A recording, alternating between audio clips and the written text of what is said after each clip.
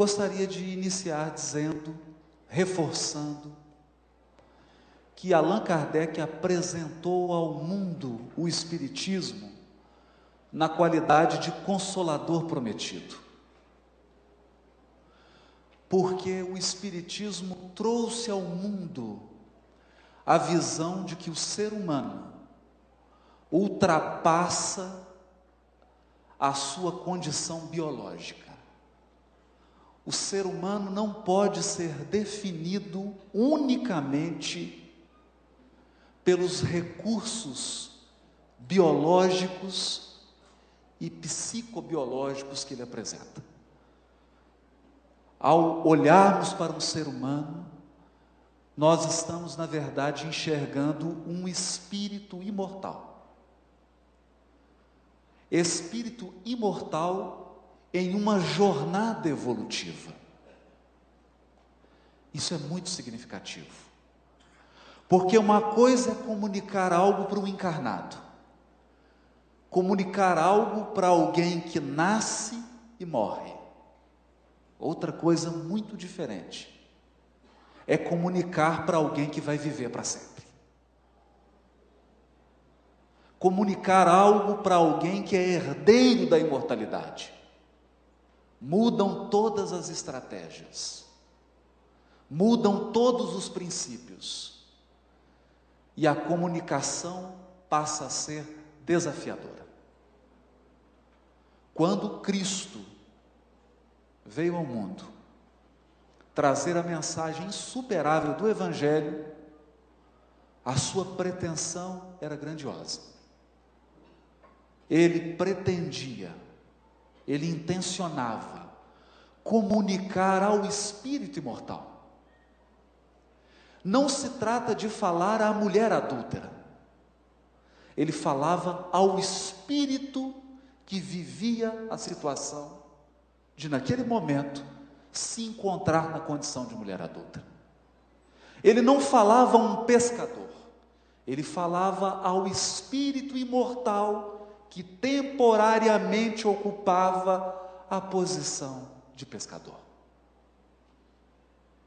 Porque a desencarnação nos mostra: você não é a posição que ocupa. A nossa essência transcende a nossa profissão, transcende o idioma que nós falamos, transcende o país em que nós nascemos, transcende as relações sociais que nós estamos colocados no presente momento. Nós somos espíritos com um vasto cabedal de experiências. Já vivemos em diversas civilizações. Já manejamos incontáveis idiomas. Já estivemos em inumeráveis famílias. Já travamos relações sociais tão diversas, tão peculiares. Como comunicar ao espírito imortal? Eis a questão. E se o Espiritismo é visto como consolador prometido, e se o próprio Cristo prometeu um consolador, é porque ele sabia que o viajor, o espírito que encarna, ele não chega à Terra apenas com a soma de virtudes.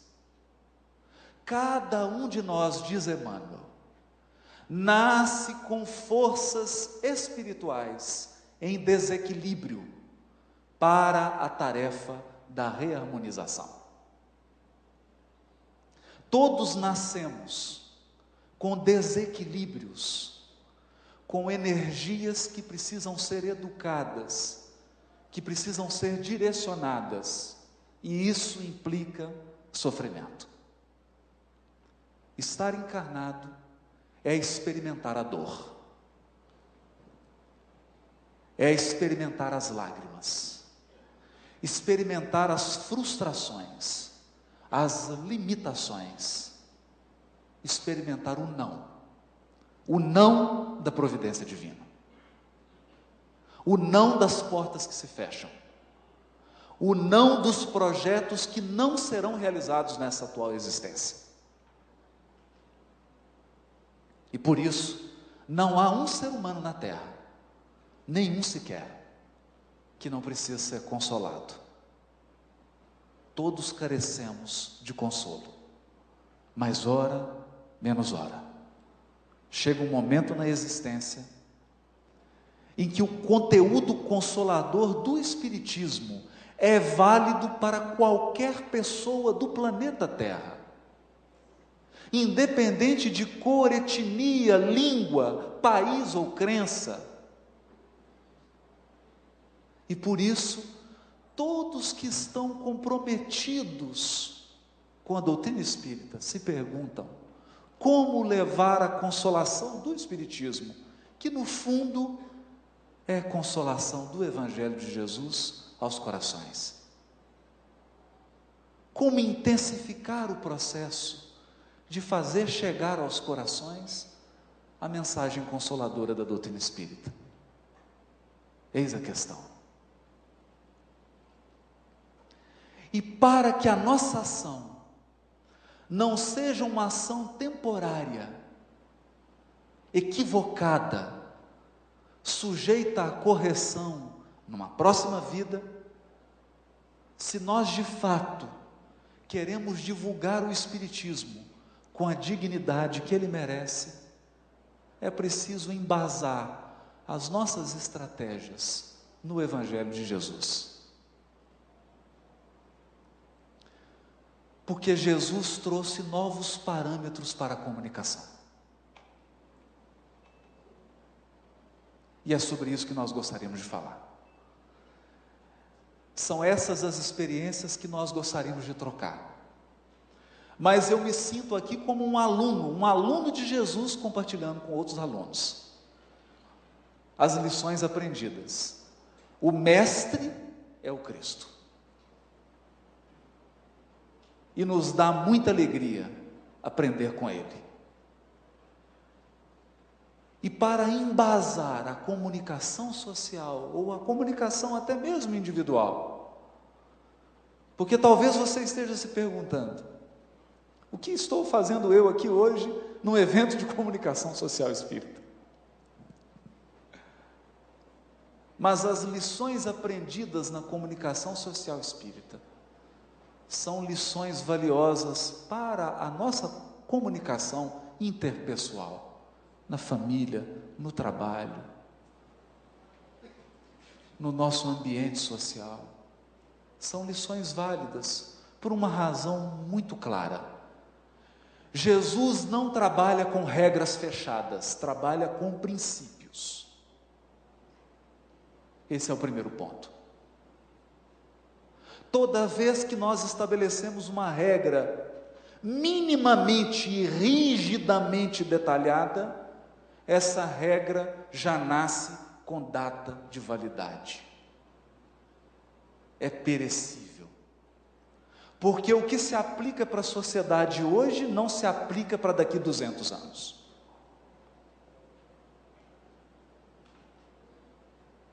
Por essa razão, Jesus trabalha com princípios espirituais. Princípios que possuem plasticidade. Princípios que podem ser usados em toda a jornada espiritual do espírito imortal. Nós entendemos que ele quis dizer isso quando afirmou: as minhas palavras são palavras de vida eterna. Porque na época em que o Cristo se comunicava com seus contemporâneos, os religiosos da época estavam preocupados em traçar regras detalhadas de observância ritual. Descanso do sábado. No sábado não se podia trabalhar, não se podia desenvolver atividade física. Então os religiosos estabeleciam: e se eu precisar andar? Quantos metros eu posso andar no sábado?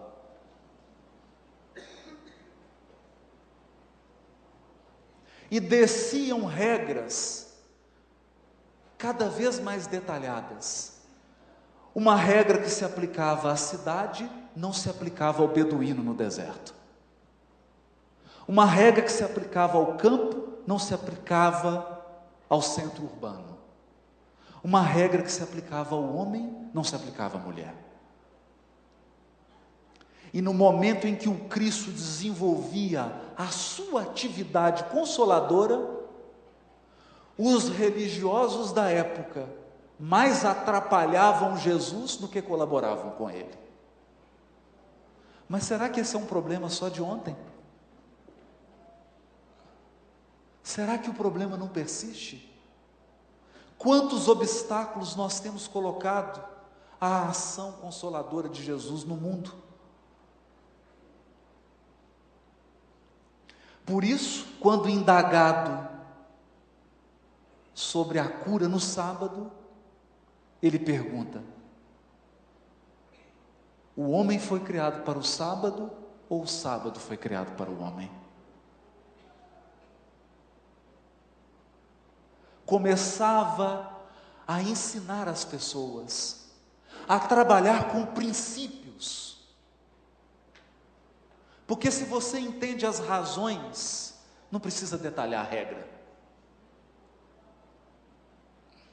Quem entende a razão pela qual deve-se falar baixo numa UTI, não precisa de regras detalhadas. Saberá se portar, porque entendeu o princípio, entendeu o objetivo, entendeu o porquê. E quando Jesus fala de porquê, ele coloca o homem acima dos instrumentos, o homem acima das regras. São as regras que devem servir ao ser humano, não o contrário. O ser humano é maior que as regras, é maior que as instituições, é maior que as normas. São elas que devem servir ao ser humano. E esse é o primeiro ponto. Nunca perder de vista que todo ser humano é um filho precioso de Deus, herdeiro de potenciais espirituais inimagináveis. Não está escrito: vós sois deuses? Porque trazemos na nossa intimidade potenciais espirituais que nós nem imaginamos, que só o tempo e a evolução fará germinar, fará frutificar. Por isso, quando olhamos para um ser humano, devemos enxergar o seu passado, o seu presente, mas nunca perder de vista o seu futuro. Levando em conta esse princípio fundamental do Cristo, surge o primeiro desafio da nossa jornada. Toda pessoa que quer comunicar-se deseja uma estratégia de máximo alcance. É o que nós mais desejamos. E a comunicação social espírita não deseja coisa diferente.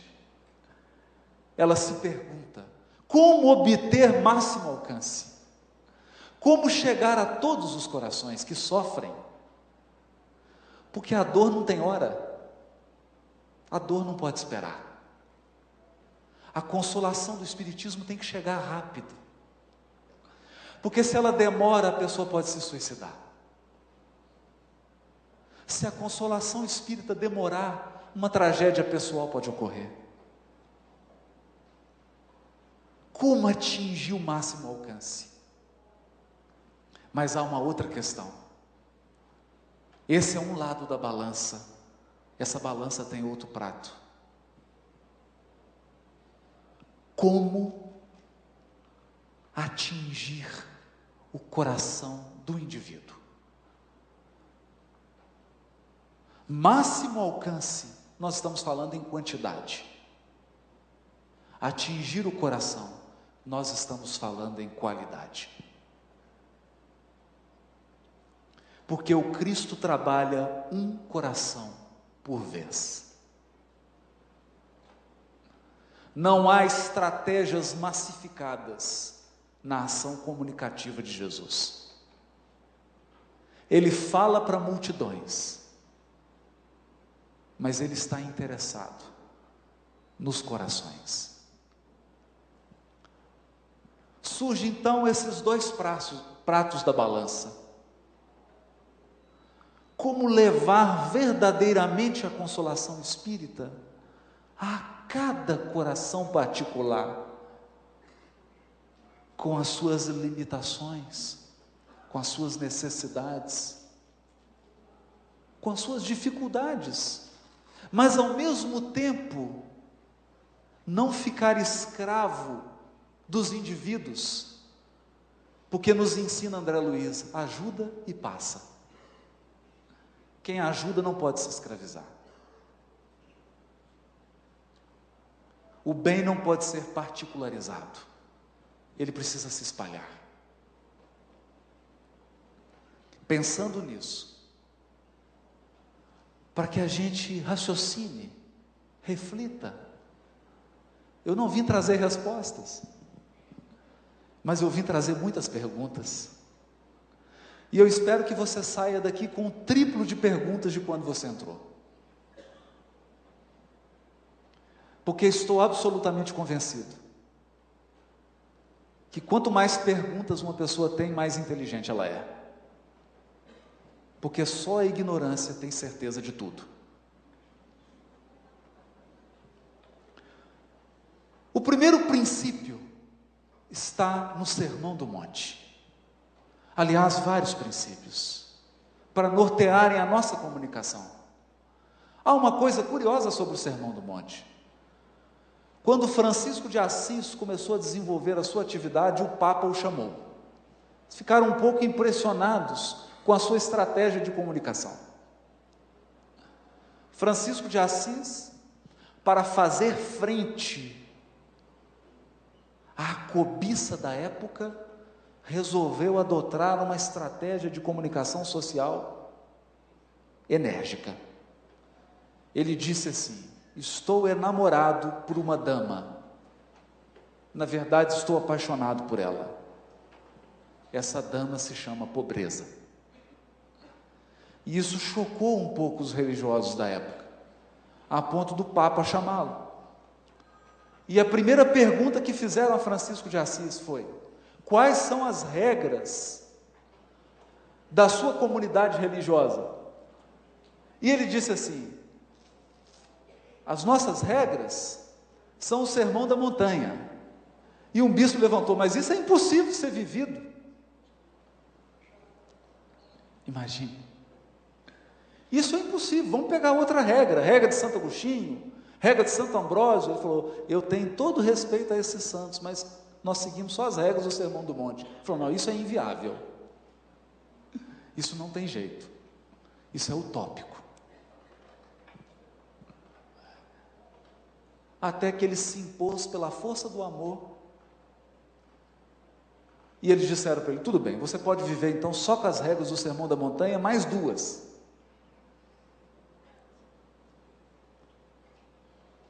E como ele sabia que às vezes para conseguir algo é preciso ceder, aceitou as duas regras. Uma era da obediência e a outra do celibato.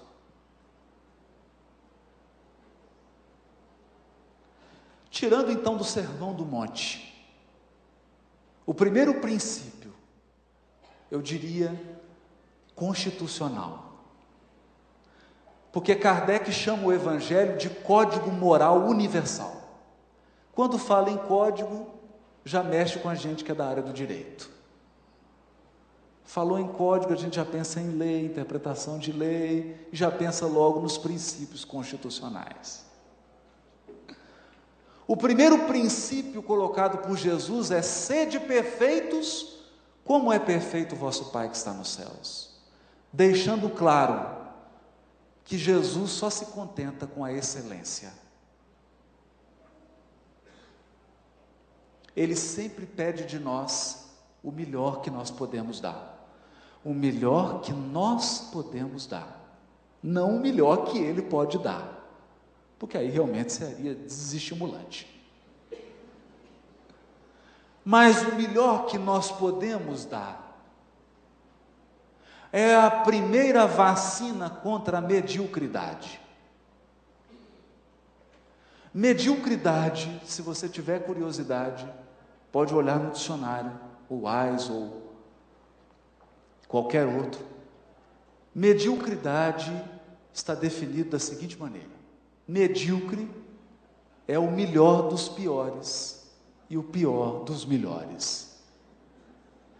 O medíocre é uma pessoa que numa assembleia de piores ele é o melhor, mas se ele for levado para uma assembleia de melhores ele é o pior.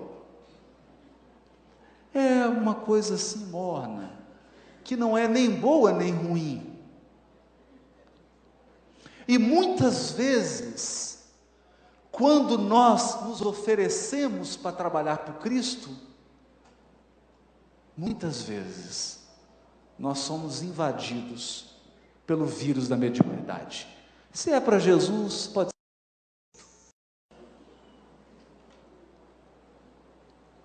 Se é para o Cristo, vamos fazer improvisado, não precisa se programar, não precisa planejar, basta a boa vontade, pode fazer mal feito mesmo, não tem problema, afinal de contas nós precisamos ser humildes.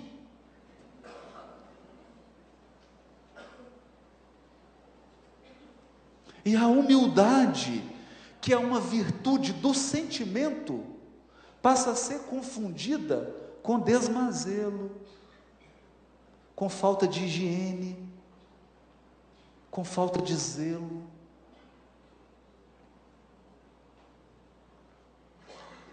E para o trabalho do Cristo, nós, muitas vezes, oferecemos as nossas sobras, os nossos restos. Nunca o melhor. Nunca o que nós temos de mais precioso, que é a nossa criatividade, o nosso amor, a nossa capacidade de planejar, a nossa fidelidade, o nosso comprometimento. Sede perfeitos, como é perfeito o vosso Pai que está nos céus. Esse deveria ser o nosso lema. Se é para fazer, que seja feito o melhor. E o melhor é sempre o mais simples, por mais paradoxal que isso pareça. Leonardo da Vinci definiu a simplicidade de uma maneira, a meu modo de ver, insuperável. Ele disse que o simples é o mais alto grau da sofisticação. Quando algo é verdadeiramente simples, você não consegue tirar nada, nem colocar nada. Porque tudo que tinha que estar, está lá. É quando você consegue o máximo da eficácia. Um semeador saiu a semear. Sempre buscava os símbolos vivos da natureza, obra viva de Deus, convidando os corações a investigarem, a decifrarem as lições divinas na natureza.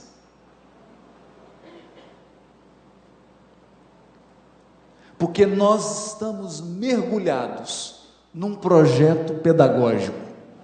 Esse projeto pedagógico se chama Lei do Progresso. A Lei do Progresso é o projeto pedagógico de Deus para as almas em evolução. E Jesus aproveitava cada circunstância, a mais simples, para extrair uma lição e para comunicar. E aqui nós entramos nos princípios específicos da comunicação de Jesus. Insuperável.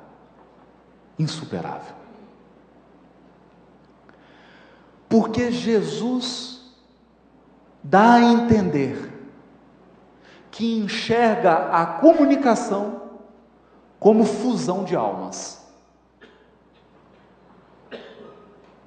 Comunicar é comungar, é compartilhar, é dar algo e receber algo. Me impressiona muito o livro Há 2000 anos,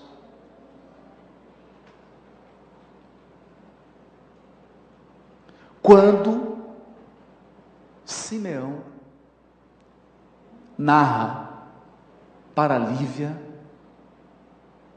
como foi o seu processo de conversão.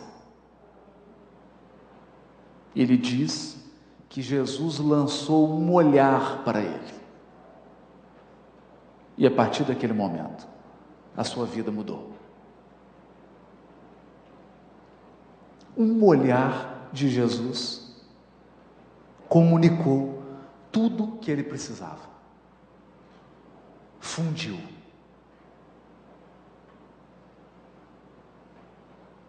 O Cristo se derramou na alma dele e ele mergulhou na alma do Cristo.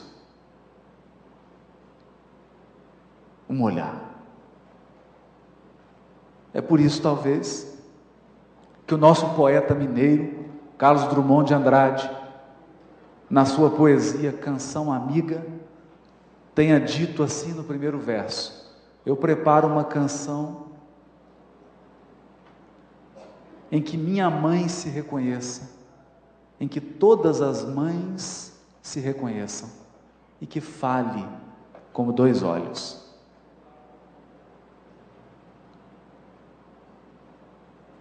Porque não há discurso mais eloquente que o do olhar.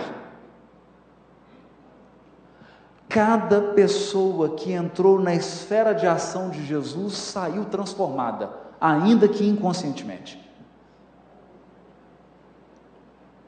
Porque ele jamais perdeu a oportunidade de se comunicar. Já no século XX, um filósofo chamado Gadamer estabeleceu um conceito chamado fusão de horizontes. Eu tenho meu horizonte. As minhas crenças, o meu conhecimento, a minha bagagem evolutiva me permite enxergar em um horizonte. Eu não consigo ver para além, porque para enxergar para além eu preciso andar. Eu preciso avançar. Mas quando duas almas se encontram, elas fundem o horizonte, se souberem se comunicar. Comunicar-se implica crescimento recíproco. Eu digo comunicar, eu não digo concordar. Ninguém precisa concordar para conviver, mas até para discordar nós temos que conviver.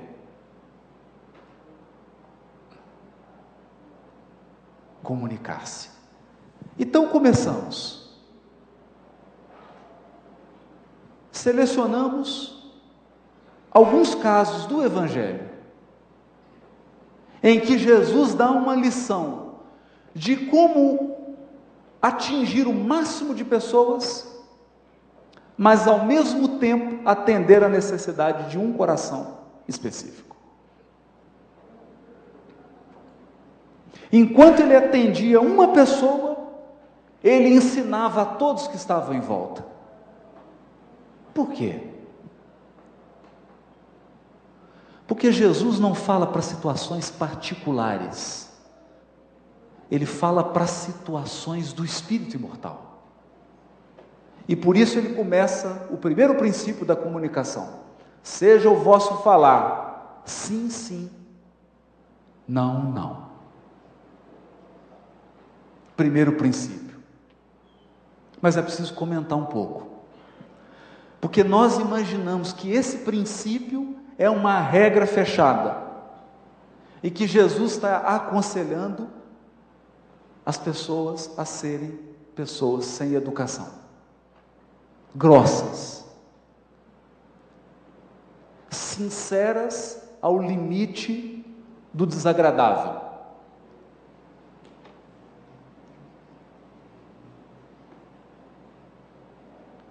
Se nós transformarmos esse princípio numa regra fechada, o seu filhinho de 5 anos de idade vai chegar, te mostrar um desenho do nome dele e vai falar: olha, mamãe, eu escrevi meu nome. E você vai dizer: mas está horrível, porque você não sabe escrever, não tem coordenação motora fina, essa letra está um garrancho, é realmente a escrita mais feia que eu já vi.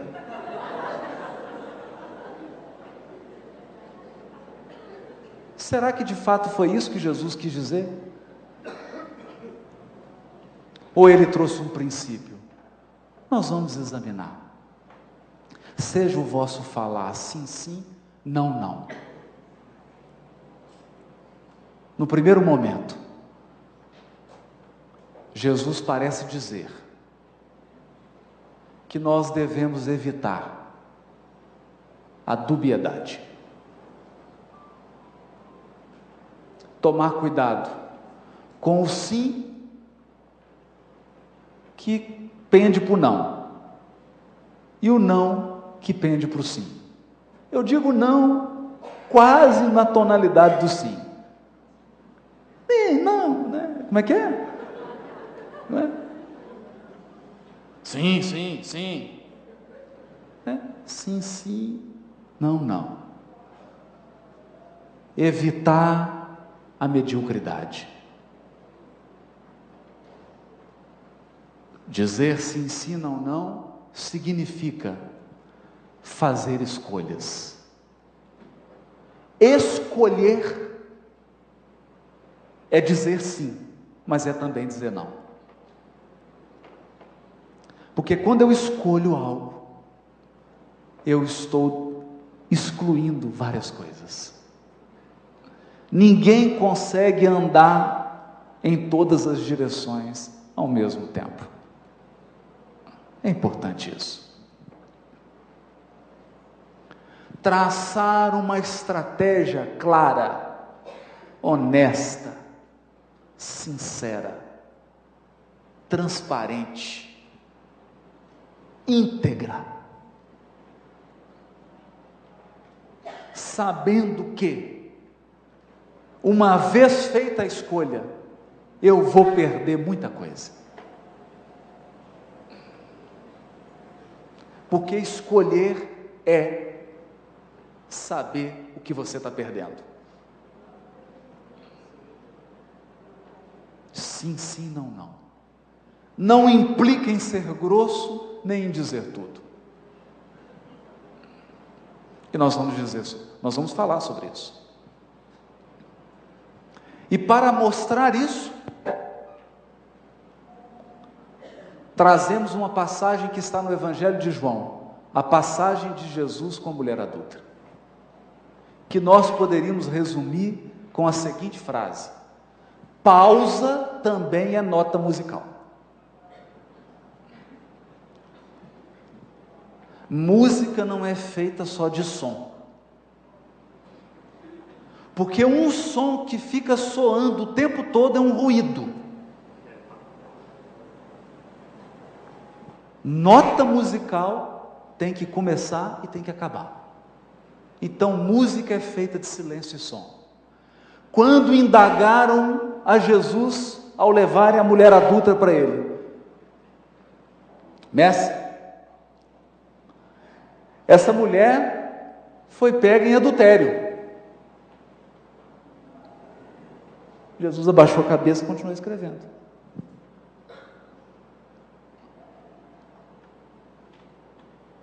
Porque nós imaginamos que temos que responder a todas as demandas.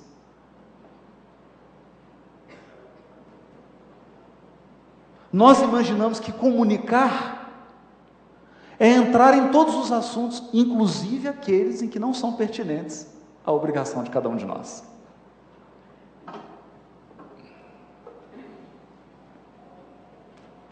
Trouxeram uma mulher para Jesus, essa mulher foi pega em adultério. Isso aí é questão sexual. Jesus abaixou a cabeça e nem entrou no meio. Isso é vida íntima. Ele abaixou a cabeça, não respondeu. Ou melhor, respondeu. Respondeu com uma pausa. Silenciou.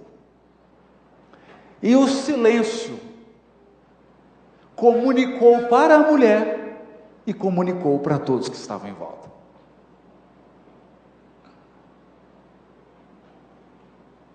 Seja o vosso falar sim, sim, não, não.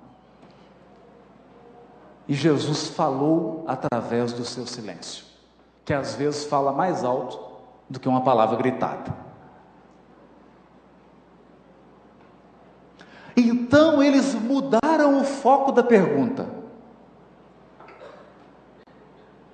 Quando era uma questão privada, Jesus silenciou. Então eles transformaram numa questão relevante. A lei mosaica manda apedrejá-la. E o teu evangelho? Bom, aí entrou no assunto da comunicação social espírita. Aí ela vai responder. Aí Jesus respondeu. Então Jesus definiu uma estratégia.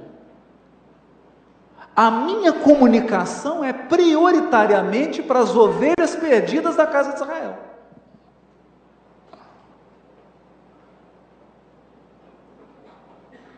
É a pergunta que o Mericeba mais gosta de fazer.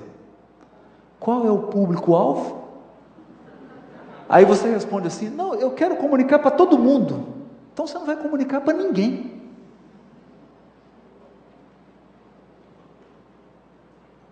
Não vai comunicar para ninguém. Porque não tem como comunicar para todo mundo.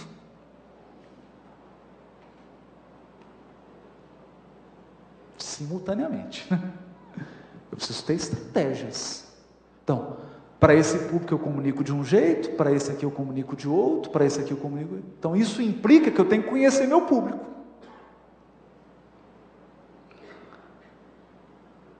O próprio Cristo sabia que tinha só 3 anos, limitou o público dele. Eu vou comunicar aqui, depois eu mando Paulo, o vaso escolhido, o apóstolo dos gentios, e aí ele vai comunicar para todo mundo. E eu vou comunicar aqui. Mas Jesus não trabalha com regras fechadas, ele trabalha com princípios.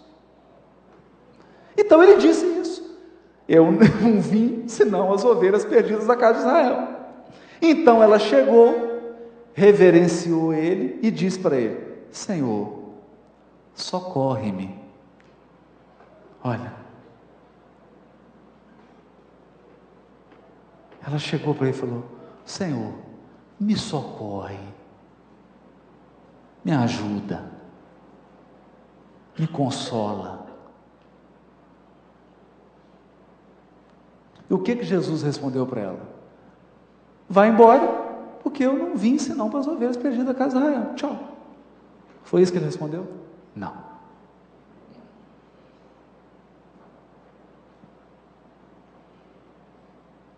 Não. Ele enunciou um princípio, uma estratégia, mas ele não era escravo das estratégias. Então ele pergunta para ela. Ele compartilha com ela a estratégia. Ele pergunta para ela: é lícito, é bom, não, ele fala assim, né? Não é bom tomar o pão dos filhos e lançá-lo aos cachorrinhos. Uma parábola.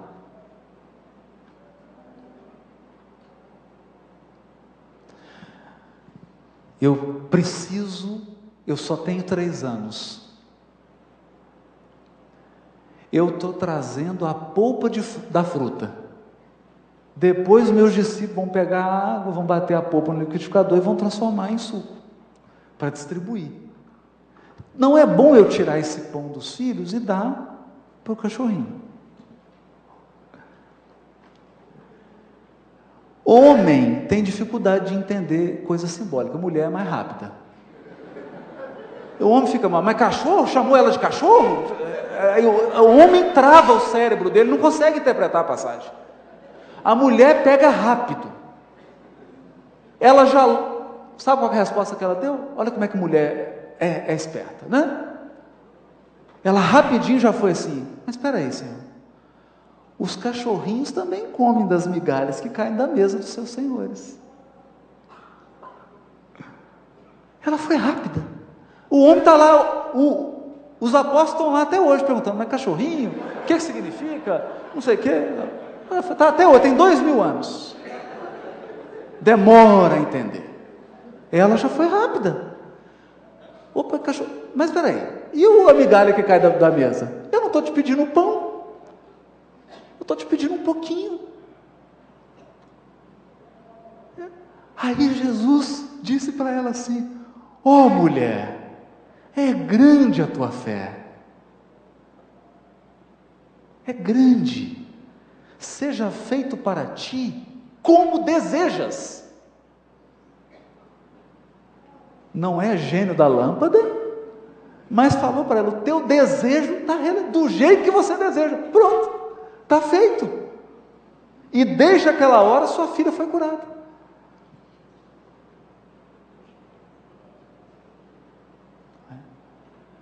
O que é bonito nessa passagem? É que Jesus abre o coração para ela. Olha, minha estratégia é essa. Eu não posso te entregar o pão. Ela fala, mas eu não quero pão, mestre. Eu quero o farelo. E ficou a grande lição. Porque até os farelos do Espiritismo alimentam muitas almas.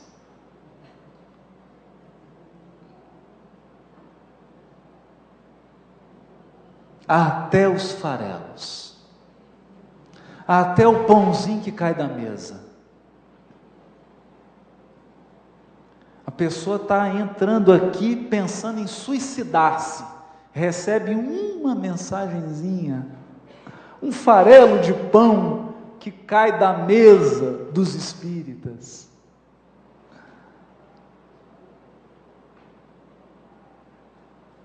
E aquela mensagenzinha tira da cabeça dela a ideia do suicídio.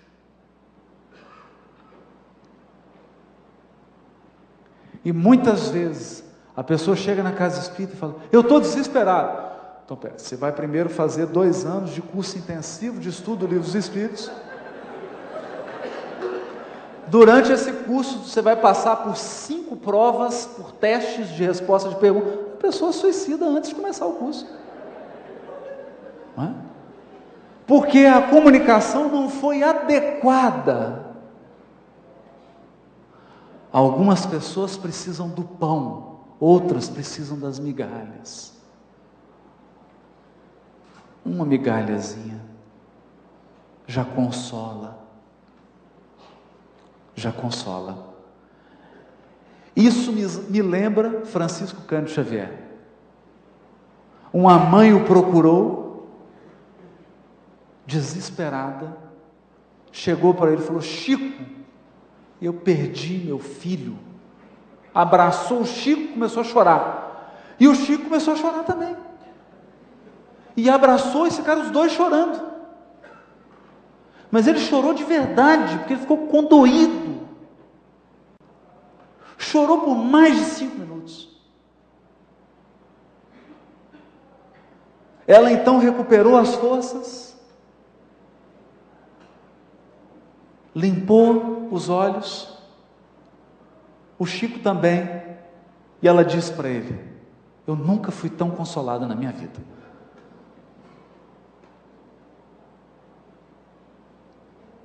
E algumas pessoas que estavam do lado falaram assim: o que aconteceu?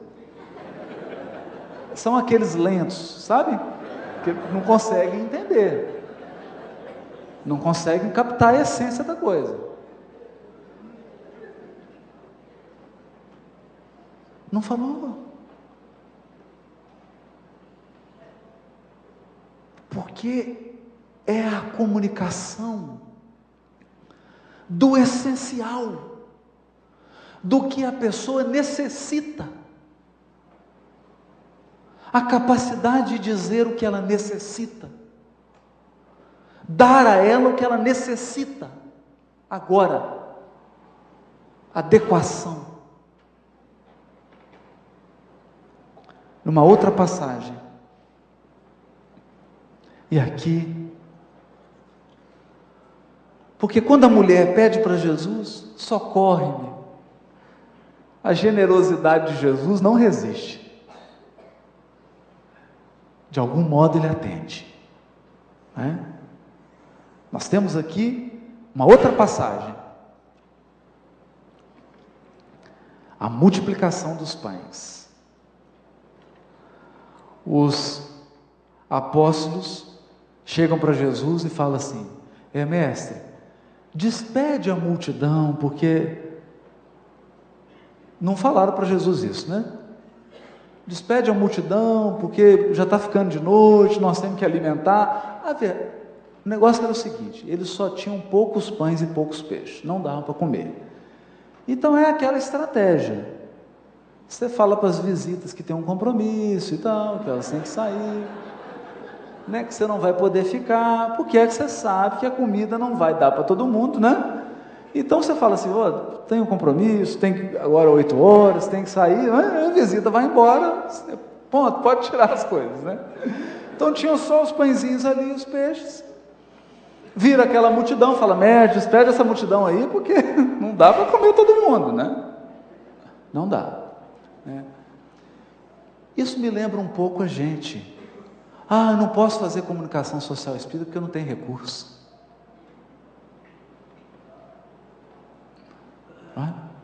Ou nós não temos dinheiro, como é que nós vamos divulgar a doutrina? Então Jesus perguntou para eles: quantos pães tendes?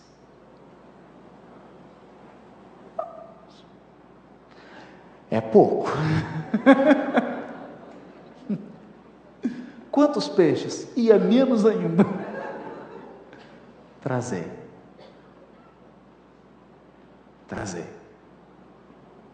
E ele multiplicou. Porque Jesus sempre multiplica. E toda vez que eu olho e vejo que está faltando alguma coisa, é porque Jesus está multiplicando. Eu levei 0 para ele, ele multiplicou. Se você levar nada, vai multiplicar nada. Por isso ele pergunta: quantos pães tendes? O que você pode oferecer? Precisa oferecer alguma coisa. A ação da providência divina multiplica o pouco que nós oferecemos, mas é preciso oferecer algo. Então ele multiplica os pães e atende toda a multidão.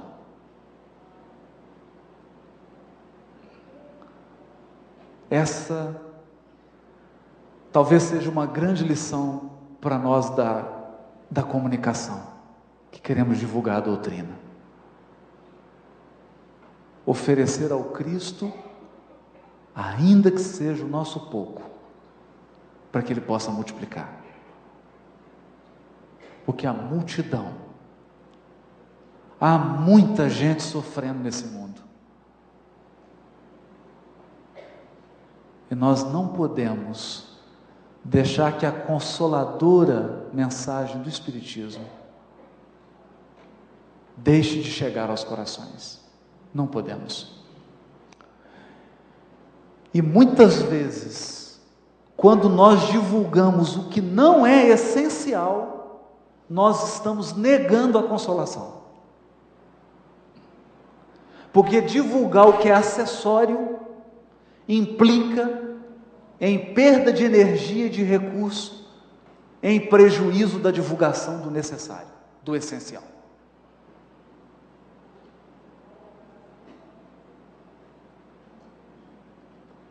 Eu já vivi uma experiência, talvez a mais dolorosa no Espiritismo.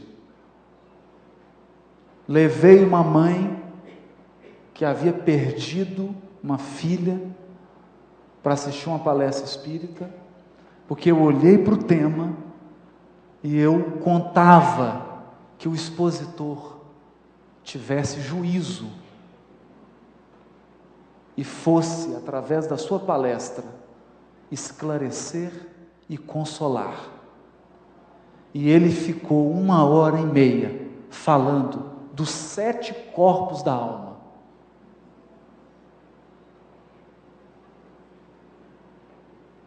Eu acho que ele travou e não conseguiu sair.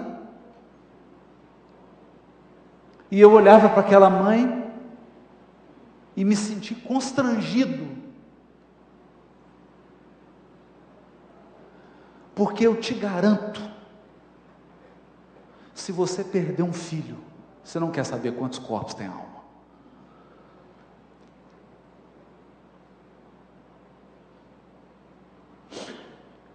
Então a multidão precisa ser alimentada.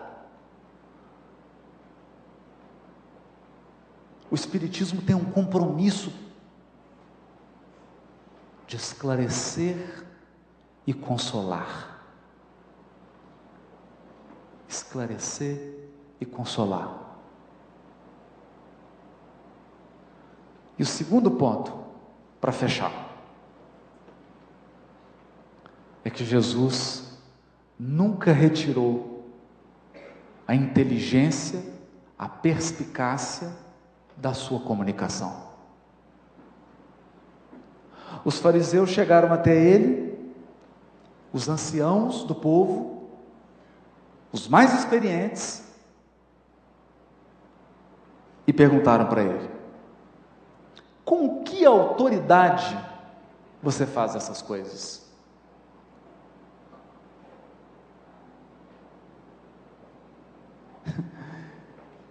E quem te deu essa autoridade?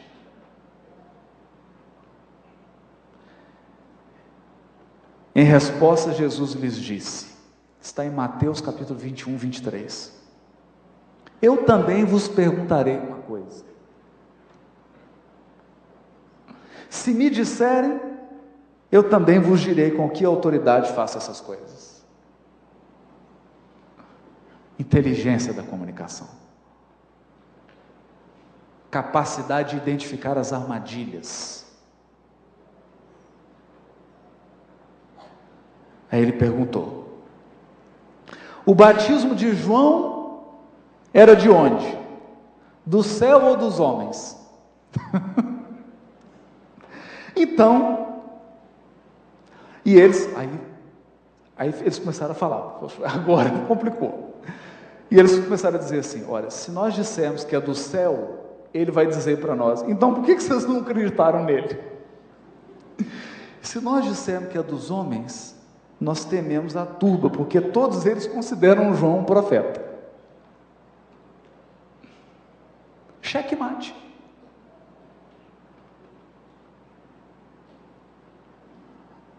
Aí eles responderam: não sabemos.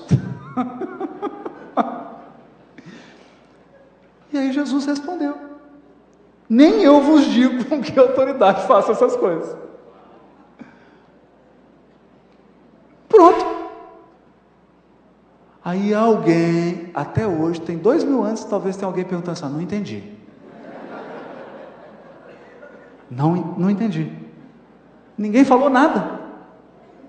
Eles fizeram uma pergunta, Jesus fez outra, saiu sem resposta nenhuma. Pois é, isso mesmo. Está aí a riqueza da comunicação de Jesus.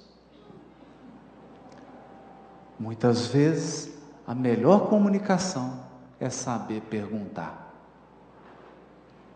Pois bem, é claro que eu não trouxe nem 0,5% da comunicação de Jesus, mas eu espero que esses pequenos casos que eu tenha trazido tenham contribuído para a nossa compreensão do grande comunicador, do grande educador das almas, que foi Jesus. Muito obrigado e boa noite para todos.